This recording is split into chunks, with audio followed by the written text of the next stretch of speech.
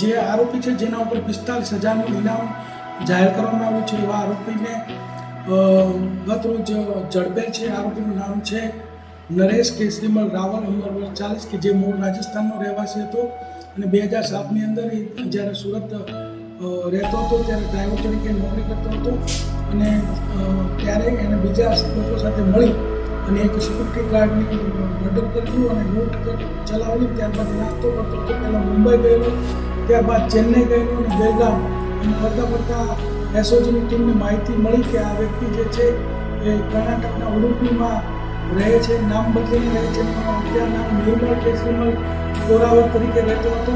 ત્યાં એસઓજીની ટીમ જઈ અને એને ઝડપી પાડેલો છે અને આ આરોપી છે એના ઉપર 45,000 રૂપિયાનું ઇનામ છે. અને આ વ્યક્તિ જે છે અત્યારે લૂંટ વિથ મર્ડર ઉમરાના ગુનામાં પકડાયો છે. તે ઉપરાંત એના વિરુદ્ધ ઉમરા અને ઉધનામાં ચોરીના પણ અગાઉ ગુના દાખલ થયેલ છે.